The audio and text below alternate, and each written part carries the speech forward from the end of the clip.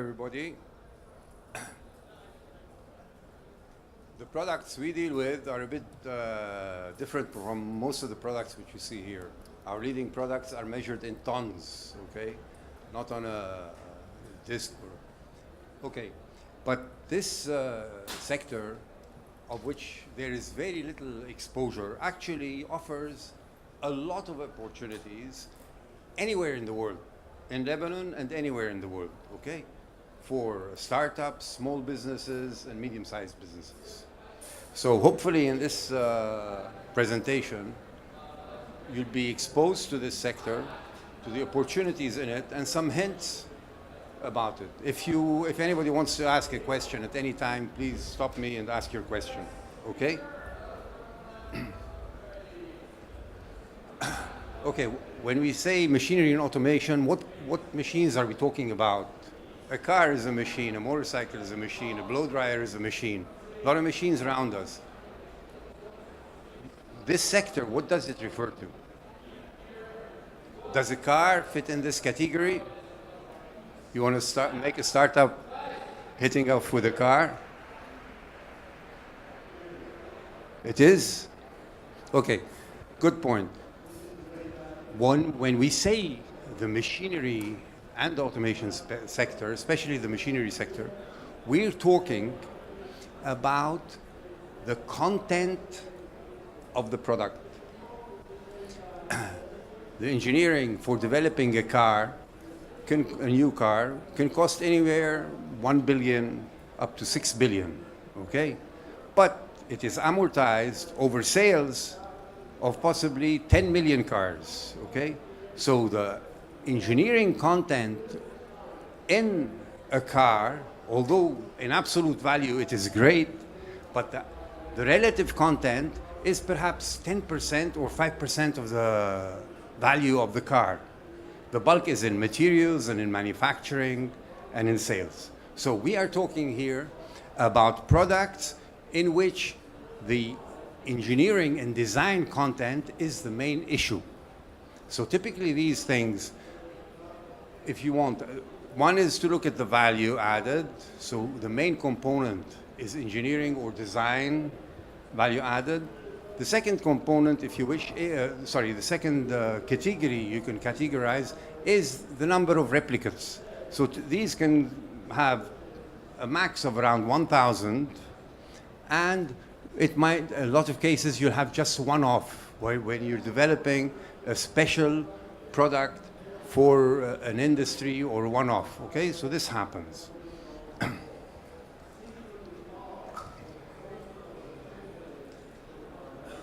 Okay.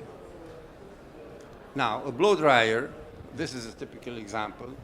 The blow dryer for hair, it's made in the millions, okay? So the actual engineering design content is minimal. It is the cost of manufacturing it and the materials inside, okay? And the sales and marketing.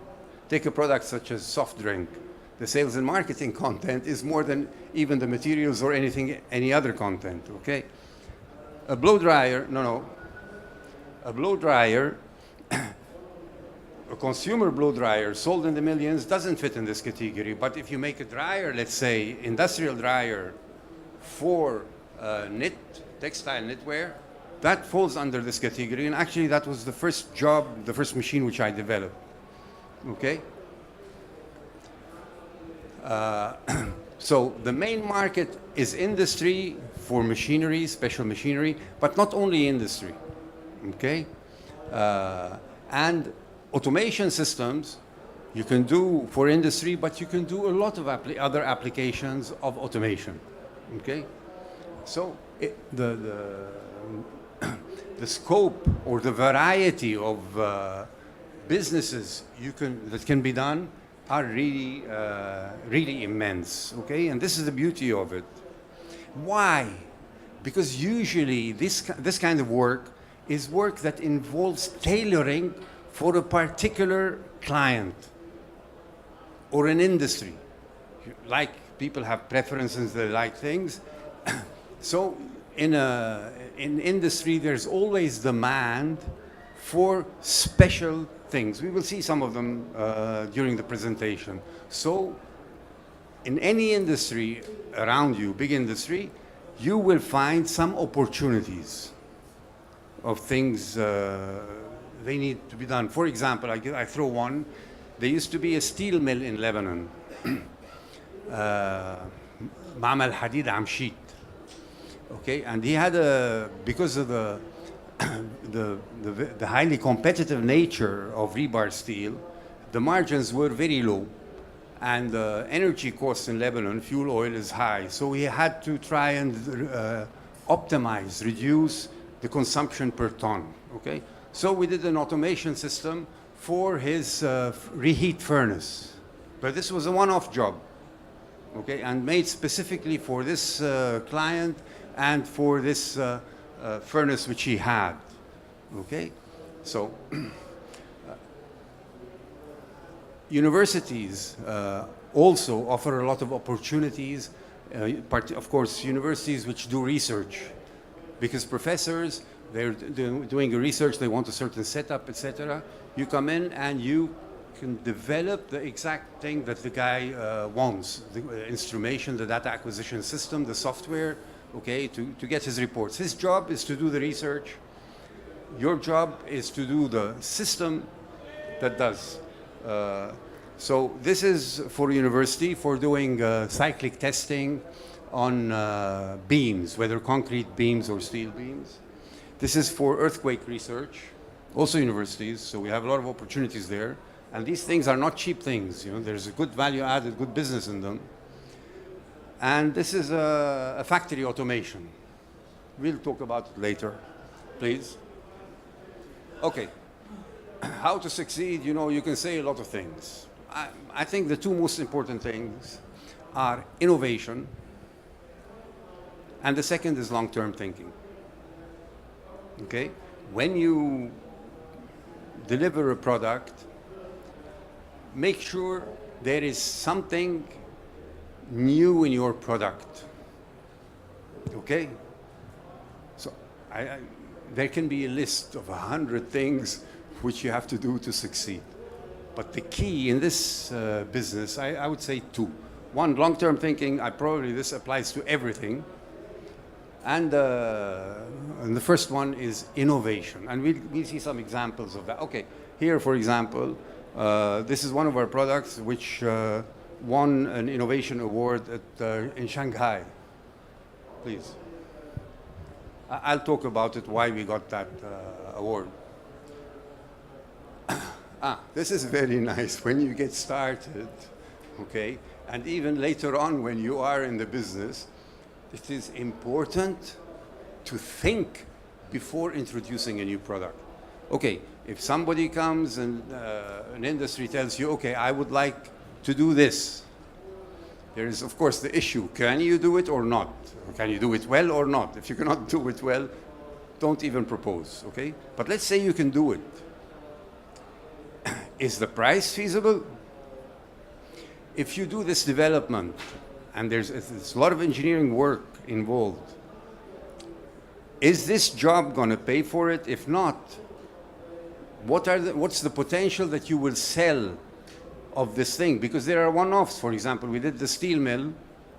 Steel mill closed. Even if it did not close, you would not need the same job again, okay? So, and as a startup, a small business, or any business, you cannot invest money and just throw it down the drain. Please. This is an example. When we got started in '98, this was a very big, impressive machine, $200,000. This is direct cost without putting in all the work that was involved in designing and building this machine. $200,000. Sales, $0. Next. Another machine, 1998. Investment, $5,000. Sales to date, $3 million, okay? So, the nice thing, we will also talk a lot more about this. The beauty of this kind of business is material requirements, capital requirements, investment requirements are minimal, okay? So, one, knowing what to do and doing it right and introducing some innovation in it, which we'll talk about later, sold. Another, you threw $200,000 down the drain and about 6 to 8 man years work. Okay? Next slide, please. Okay, this is the first machine we saw, the $5,000 investment. When we delivered this first machine, okay, there are easy over 200 or 300 companies in the world that make this machine. So when you have so many people producing it, then you start having a lot of competition and the margins become very low. And living in Lebanon or in the West, operating from here or the West, costs are very high compared, let's say, with China, and now the costs have increased, but let's say Vietnam or whatever. So if you want to compete on price, you're dead. Forget it. Okay? So what are you going to offer the client extra? What we did, the first machine you saw was going to a fiberglass pipe factory, okay? And in this industry, the material, which consists of resin, fibers, sand, is all brought together to create the pipe. The angle at which you lay the fiber will affect the properties. Of course, the percentages you have, the distribution you have of the product will affect the properties. Whereas, let's say I want to make a part out of steel. I buy the steel, I have the properties, I make the part, I know what the properties are. I don't need to test the part after I make it. But in fiberglass pipe, I have to. PVC pipe, which you see a lot, you know, these gray plastic pipes, you just melt it, pass it through a die. The properties of the pipe coming out are the properties of the pellet that came in. Okay, they just were melted and then they made the pipe. But in fiberglass, you are creating a composite. And so there are a lot of tests. So what we did, one, it was computerized. In 99, not all suppliers were computerizing their machines. Then we tailored the software specifically to the fiberglass pipe industry requirements. Okay? What do they input? How do they define the test, the product, the project, etc., the client?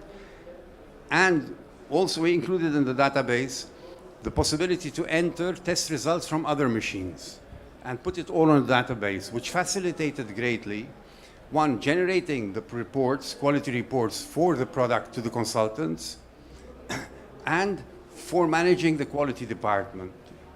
So after we sold 2 machines, eventually the leading companies globally in fiberglass pipe adopted our machine as standard. That's why we made a lot of sales out of it, okay? So we did not compete on price. Our price, even the first machine, was not cheap. You could buy a machine for less than half the price than what we sold it. With the innovation factor, the clients felt that they were having the best value. Okay? Another slide, please. Okay, this machine. This is called the stiffness machine. This machine does the tensile strength of the composite. It can also have an accessory to make flexural strength. It can make hoop strength or the ability to resist pressure. It can also do pipe axial and numerous tests. That's why it's called universal testing machine. This is also for fiberglass pipe testing. This is a stiffness machine, okay? When you have a concrete pipe, you're not worried about the pipe deflecting or a steel pipe. But with the composite, it has good tensile strength, but its stiffness is not high. So when you bury it underground and you don't want it to be squashed. So a critical property is the stiffness of the pipe. This machine is used to measure the stiffness. For a 4-meter pipe, the weight of this 30-centimeter ring can be around 400 kilograms. Okay? The center of gravity of this ring is at 2 meters high. Okay? And it is 4 meters and 30 centimeter wide. And it takes very, very little to tip it. And if it tips a 400 kilogram piece, it can be bad. And not with our machine, but in some company, a guy in Saudi Arabia died when this fell off him. So when we got the order for this machine, to make the first machine, the design, we realized that it's critical to have a safety feature. In this test, they take the ring, they put it on this platform, it is compressed, okay? And they measure at 3% deflection, what is the low? Then they rotate 120 degrees, repeat. Rotate another 120 degrees and repeat, okay? So imagine you're the operator doing this job, okay? Rotating a 400 or 500 kilogram ring, which can fall off at any minute. So we considered, let's say, putting an enclosure around the machine. We studied this, but if you do that, then it would not be practical to get it in and out, etc. Anyhow, eventually what we did is this robotic arm. So they just roll the ring in front of the machine. It will lift the ring, put it on the platform. The first test is done. Then it lifts it a bit so the operator can easily rotate the 120 degrees, etc. So that's why in Shanghai they gave us the award. But the point is, for the client, he can see that our machine has this special feature. So actually a company in Germany who already had a machine bought our machine, but their pipe production is only 3 meters. So they don't need a 4-meter machine. This one is 4 meter. I had in stock 4 meters, and I wanted to sell this. I did not want to go and produce another one. So we convinced them to make a hole in the ground, put the machine down, okay, and use it. But they got it because of the safety feature. If you want to sell in the West, the number one is safety feature. Safety. This is the number one, not accuracy, quality, etc. Safety, okay? So all these have to be built into the design. But anyhow, these guys had a stiffness testing machine, and they bought our machine. And they even bought the higher capacity machine. Please. Okay, this is an interesting product. When the financial crash occurred, 2008, 2009, governments everywhere stopped investing in infrastructure. And pipes is one of the main items of infrastructure. So if they don't want to buy pipes, my clients don't have business, so they were not spending money anymore, and the business was really hit very hard, 70%. So we had to develop new products, okay? One product which they use is the pipe deflectometer, which is a device that passes through the pipe, and the pipe could be, let's say, 300 meters or more, whatever, and it measures the deflection of the pipe, okay? So there is a company, a German company, who's leader and practically has the complete market for this product. And it's a very expensive product. You see this here, okay? And this carriage in the computer. What's the price? What would you guess the price is?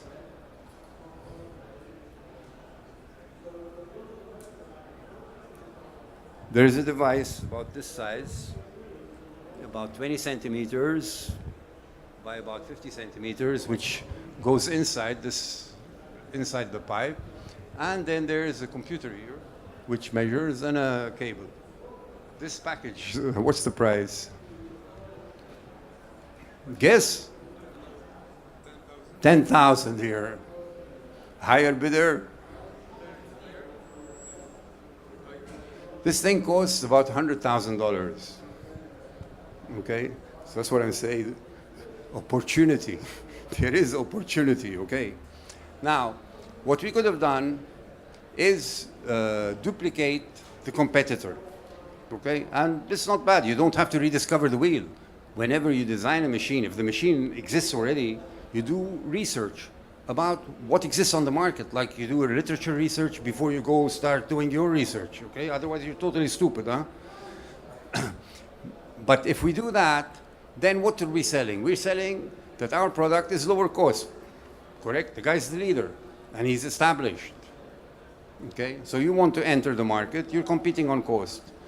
So what we decided was, instead of measuring using LVDTs, which are physical things, okay, you have this kind of a tubular, and it has arms, 4 arms, and it's in the center of the pipe, and it is pulled.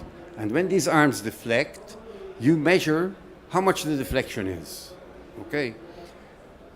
The problem with this, if there's anything, it uses the complete cross-section of the pipe.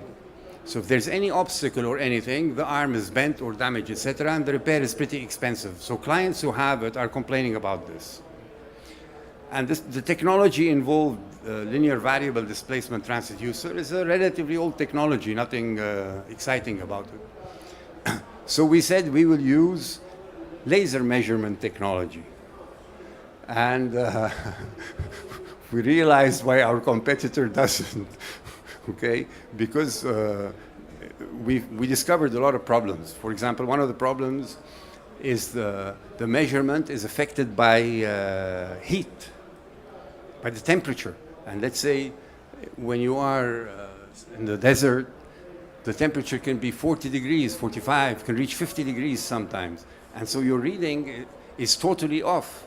And the allowed error in this measurement is 0.25%, okay? So it took a lot of research. It took a lot of hard research. Eventually, we succeeded, okay? But to the client, we were offering him a product with higher technology, okay? So innovation is key. I'm low cost. There'll be millions with lower cost than you, okay? You want to put your product, target number 1, and try to add a little something, okay? Please. Okay, please, can you go back? You know how to go back? Okay, here we're talking of what I call existing products, products which already exist on the market before we made them, okay? So, and you have to add some innovation, we said, et cetera, et cetera. Now, sometimes you'll have somebody who comes to you to do a special product for him, okay, like the steel furnace thing. Or here, the flanges, pipes, when you join the pipeline together, you have flanges. One of the way of joining them is with flanges, and you have holes and bolts and nuts to put them together. The number of holes in a flange, and the flanges can go up from a pipe of 300 millimeters, 30 centimeters, up to 4 meters, okay? The number is always divisible by 4. So when they gave us the order, one of the first things you decide is the architecture of the machine, okay?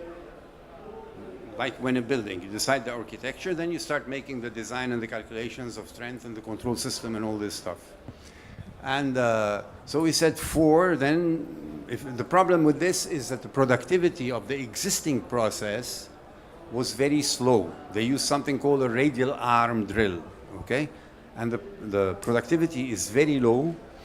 And when you get a project, you have to deliver quickly, okay? And so this was a bottleneck in delivery of projects, and in contracting projects, time is a critical issue, okay? So anyhow, so we said we make a design with 4 drills, etc., that come at the same time and create the holes. So if I have 4 for very small pipe diameters, then it goes in once and I've done my flange. Up to, let's say, 50, I don't know, 56 holes or whatever, then 4 by 4 by 4, I just rotate the platform and I do the holes. Then we decided, okay, enough, we do 2 together, like you see here, okay? And we delivered the machine. Inside the machines, we have, one of the things which we do is we have a spy, if you wish, software, but to help the client, so that everything is recorded. And this way, if some problem happens, we know what happened before this problem occurred, so we are able to provide support very quickly and understand really what the problem was or what happened before. Anyhow, so what we found out after a period, that the machine was very efficient in drilling the holes. It might take, let's say, 5 minutes to make the holes in a flange, but it might take about 50 minutes to set up the flange, for the operator to set it up. Why? Because we assumed we have a flange on a pipe section that makes a perfect 90 degrees.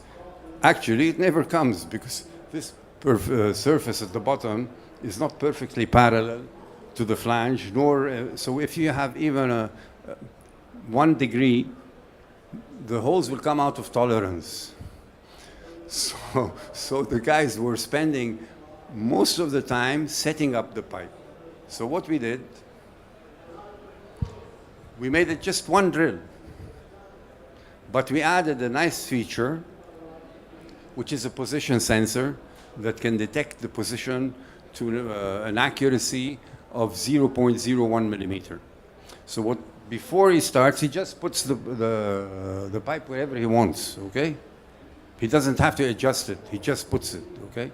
Then the position sensor, it is here, okay? It comes down and it touches at one point. Then the pipe rotates 120 degrees, comes, touches another time, and rotates a third time, and he gets the point, so he can determine exactly where the center of this flange is, physically, where this flange is compared to the machine, and then he goes and does the holes. So actually, it turned out to be more efficient cutting and higher productivity with just one drill. Please. Now, the problem, especially when you are small and you don't have a lot of experience and you're dealing with big companies, they might steal your work. And you cannot afford this thing of intellectual property right and patenting and all this stuff. Most companies cannot afford this stuff, okay? And especially companies in this business sector, because they are medium-sized companies at best. So anyhow, the client stole that a very wealthy, very big operation, the number 2 company in this business. So he stole it. So we had developed based on delivering 5 machines, okay? And he ended up stealing the design. So what we did, we developed a more productive design to give his competition, which is this machine. This machine, it doesn't even care where he puts it on the platform. It doesn't have to be even nearly centered. It can handle pipes. For small pipes, it can do several pipes, flanges together, etc. Okay? So keep this in mind. When you start, you want the business. Okay? You cannot afford the luxury of putting much of your conditions, etc. But if you can, think about this. Please. Okay. We're going to look at, with some detail at an interesting case study of a new product, a completely new product, okay? And this product has to do with the manufacturing of fittings for fiberglass pipes. Okay, here we have an elbow, elbows, a Y. Okay. Here, I don't know if you see clearly, but this is the size of the man compared to this. Okay. Here, you start with a pipe. You have to mark it. Mark where? Because when you want to make a Y or a T or an elbow, okay, these have to fit. And so the geometries that you have to cut are not simple to visualize, okay? So the leading technology, the technology company supplies you with a pattern. Like the tailor, he uses a patron, you know, to mark and cut the cloth. A pattern so that you can stick it and mark the pipe. So you make a scaffold, okay? You start by marking. We will see a manhole. It takes in Germany more than 1 day just to mark it. You did not cut or anything, okay? And so you have to mark, then cut, then, because the surface of the pipe is very smooth, inside and outside, so when you want to join the parts together, okay, you have to grind to roughen the joining, the surfaces where you're going to put your resin and the build-up, and then you make the build-up, okay?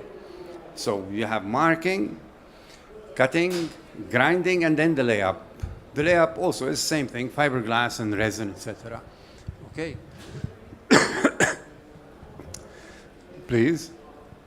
This is an example of a T. So you can imagine how they work. You know, I don't know if you've read Jonathan Swift's Gulliver and Lilliput.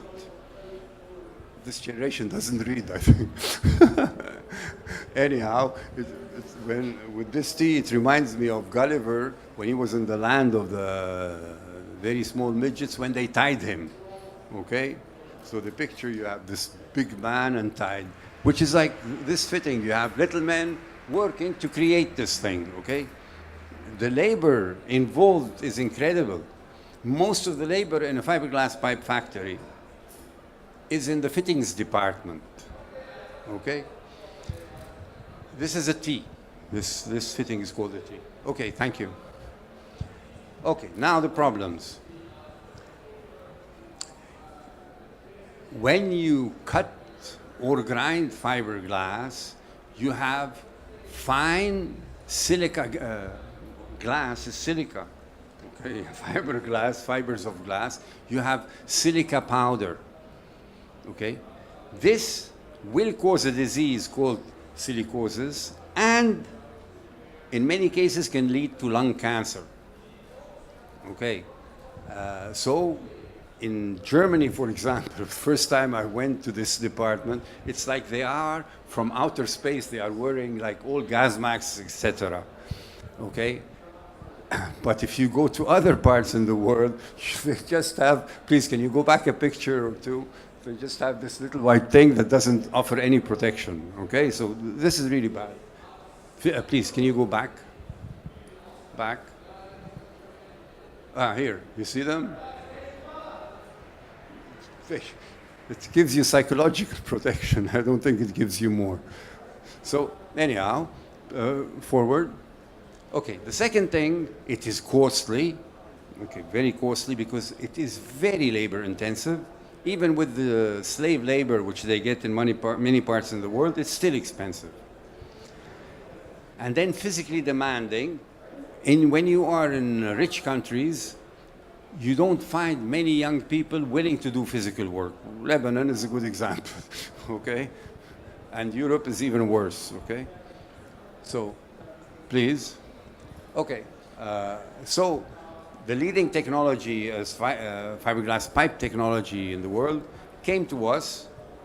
Can you come up with a solution for this? Because especially the health hazard is a major issue. Plus, of course, the productivity, but the health hazard is a major issue. So they wanted a process which does not generate this dust, and they wanted something with high productivity. Okay, please. This time we were not so stupid, so we made an agreement with them. Okay, we will deliver. We will not deliver to your competition, but you have to commit to a certain number of machines. Now, the good thing, if we were successful in this thing, then they cannot play with us, because if we give it to the competition, it will destroy the competitive advantage that they have. So, the first thing we did was a cutting process that is dust-free. This was in 2013. Please. Grinding was introduced in 2015. يعني طازة الشغلة. Actually, we installed it on a machine was November last year.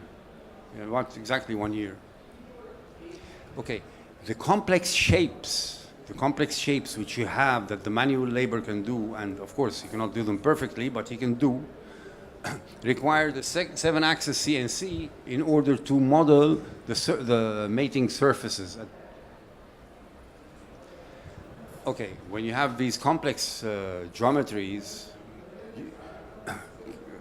you have to go to CAD-CAM. The CAD part is designing, everybody does this, but the CAM part is to be able to take this design and process it to generate it as commands to the 7 motors that are generating the shape. Okay, the capacity, it has to handle the biggest pipe, and the biggest pipe is 12-meter long, 4-meter diameter, and weighs about 20 tons. The cutting speed is about 2 meters per minute, and grinding about 15 meters square per hour with an accuracy of 0.5 millimeter. Okay, I just put the list here. You don't even have to read it. But you must realize when you are designing a machine, okay, that the machine works is nice, but that is only a minor part of the job, okay? There are many standards, particularly safety standards, you have to comply with. Otherwise, one, you cannot grow, because you cannot sell in most markets. And secondly, if an accident happens, okay, and somebody is killed or whatever, this is very serious stuff, okay?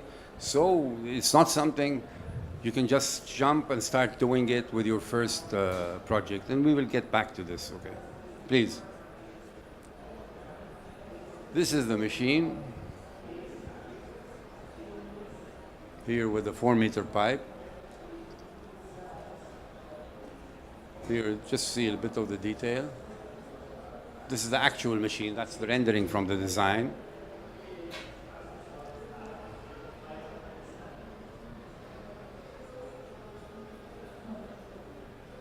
This is actually how the machine is used, okay?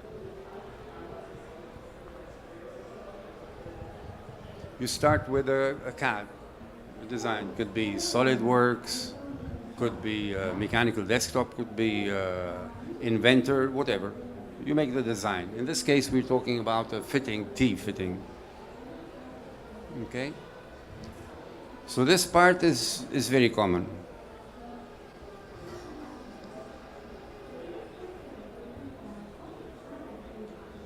The T-fitting consists of two parts. The header and the branch, okay? These are two different parts, and they are made from two different pipes, okay? So each one has its own design, and then its own cam for generation of coding for the motor, servo motors that will run the test.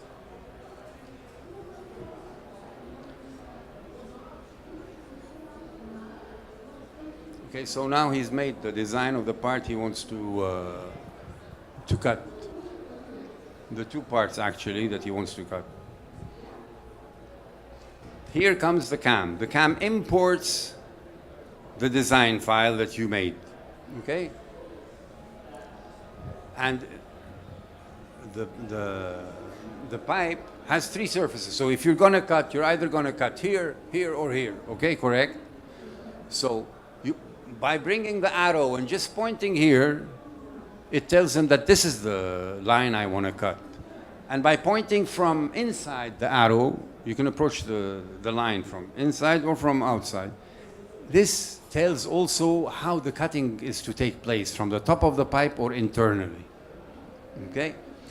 So now this is the surface that's going to be cut, and it's going to be cut from inside.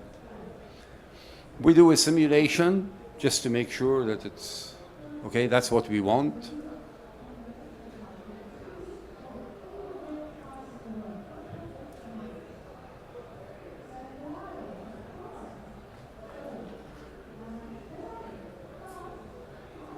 That there's no interference, that actually, so this is just modeling of the actual cut generated by the CAM, or the computer-aided manufacturing software.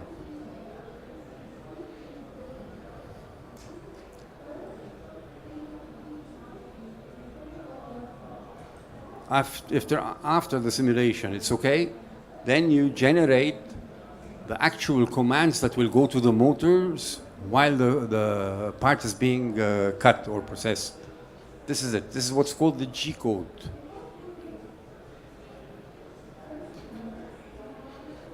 Okay.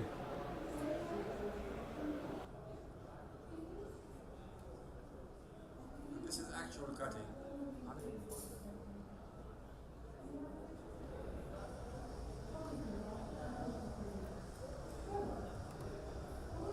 This machine is in Mochau, which is near Düsseldorf in Germany. It's good for Lebanon to design machines that are operating in Germany.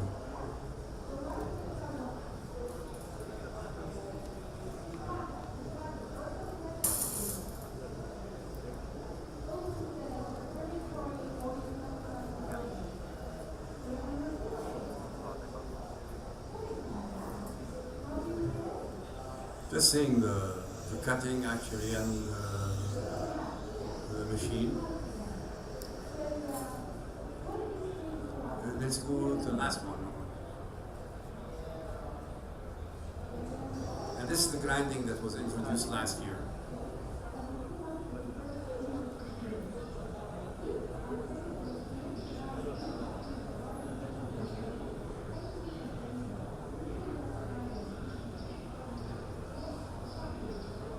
Okay, thank you. This pipe, this manhole, it's 2 meters and 10 centimeter diameter.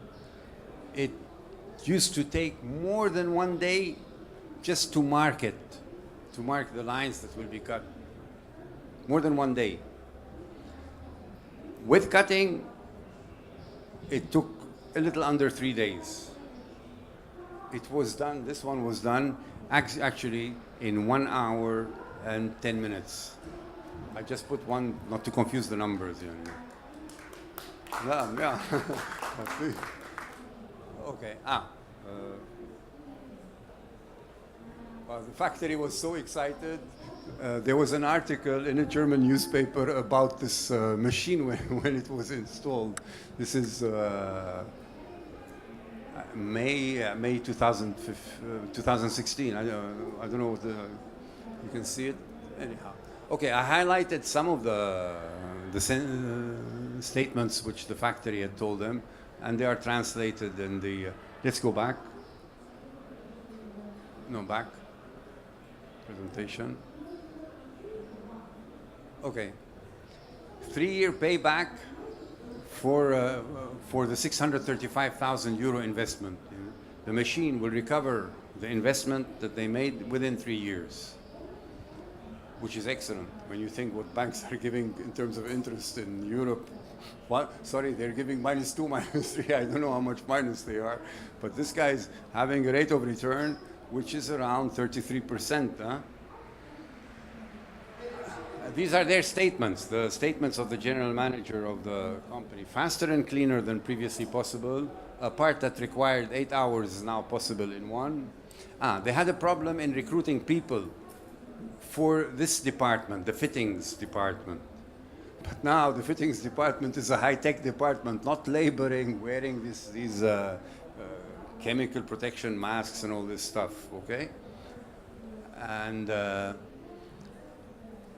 And so, okay, this is about it. Okay, what does it take to enter this sector?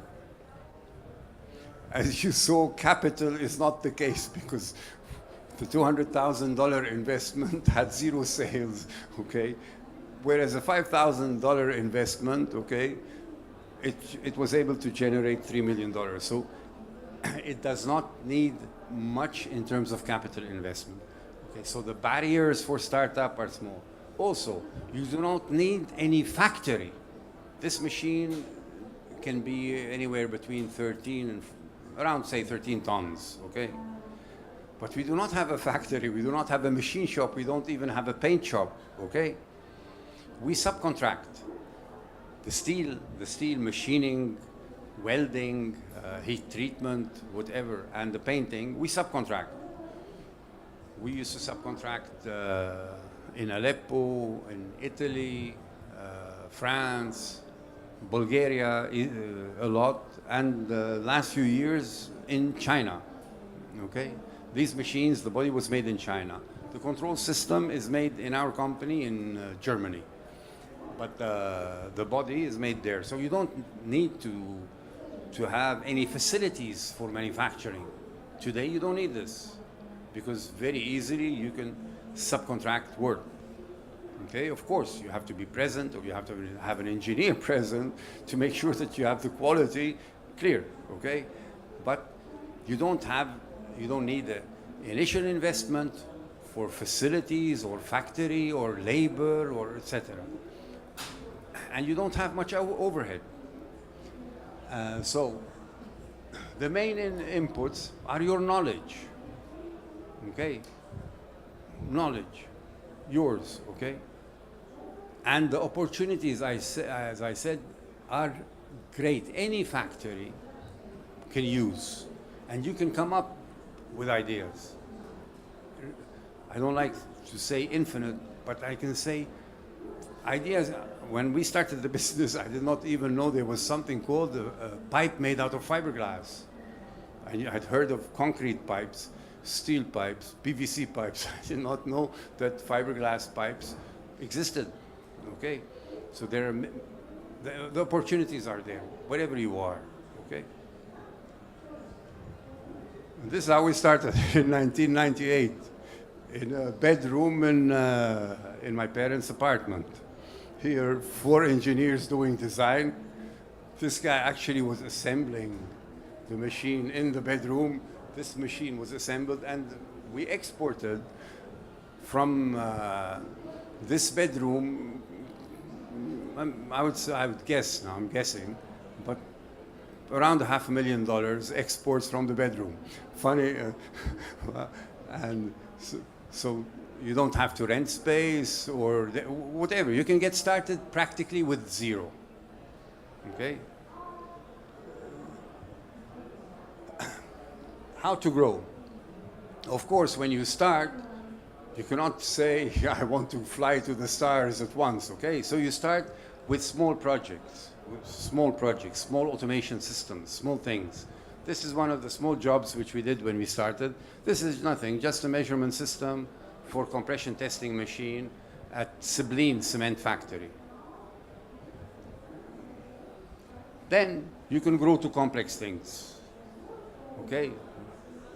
This is, for example, a complete control system for a factory with software for production, plus upgrading with the latest technologies. And of course, we added some innovation in this job, measuring the thickness with high accuracy of the pipes. Please. You start local, and these are places where we have our equipment running now. So, great opportunities. Always, any factory, and I've said that, I repeat it, they need to something tailored for them which they cannot buy ready, okay? In factories, who wants to improve this efficiency here or reduce scrap there, or something, okay? Like the steel mill wanted to reduce the consumption of fuel oil in his furnace. So these, he cannot get a big company, you have to interact with them. Universities, same thing with researchers, okay? So these are opportunities. Really no barrier to entry except your knowledge and hard work and willing not to earn any penny for the first 2, 3, 4, 5 years, okay? And you can diversify into different markets, because the same tools, you assemble them for one application or another different application for totally different businesses. We have been focusing on the fiberglass pipe industry, where we have already a very powerful brand name, and now we are focusing on increasing the business in the university research equipment, okay? And the work is very exciting. Okay, it has its problems, its big headaches when you cannot find a solution and all this, of course. But nothing comes easy unless you're... but it has its agony and ecstasy, okay? But it's exciting because you're always creating things, okay? At the end of the day, you have created something. The pleasure when you create is great, okay?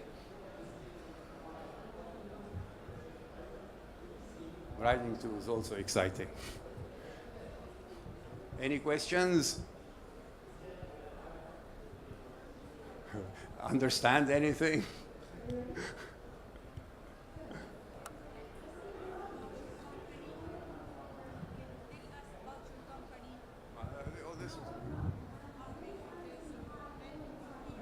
We are very small. لا, yeah. Hello?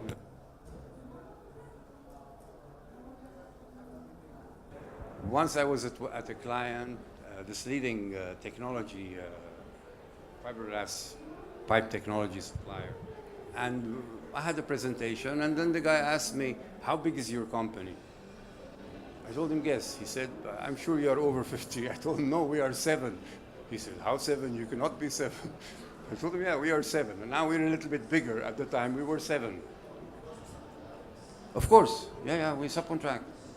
We don't want to be super welders or super machinists or no, go find the best guy.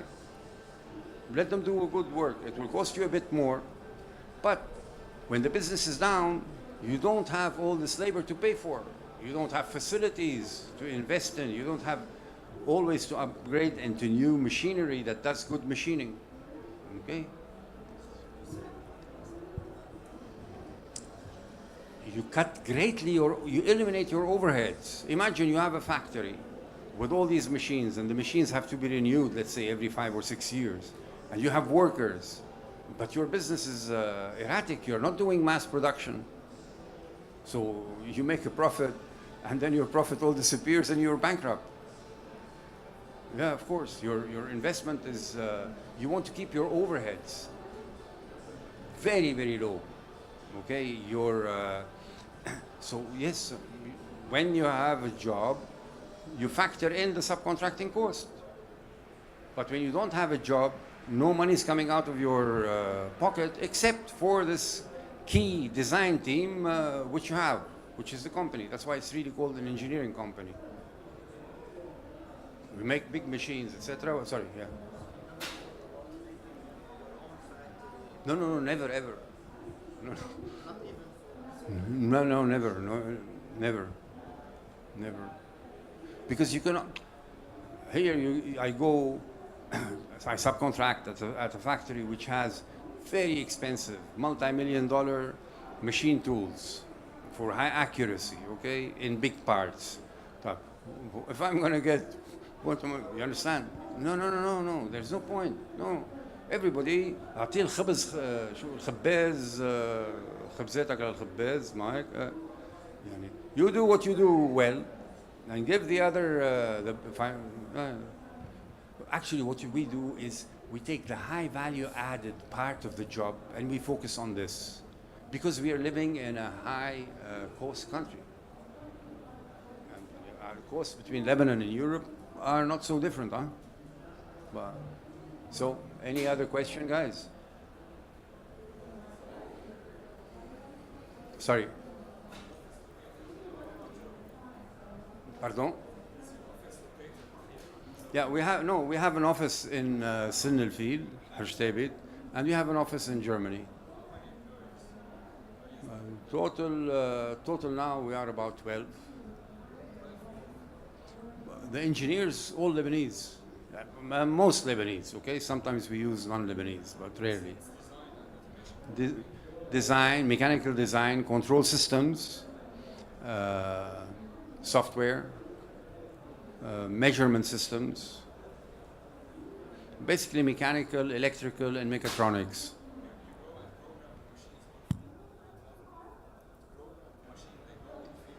No, when you build a machine, you have to go install it and commission it at the client, wherever.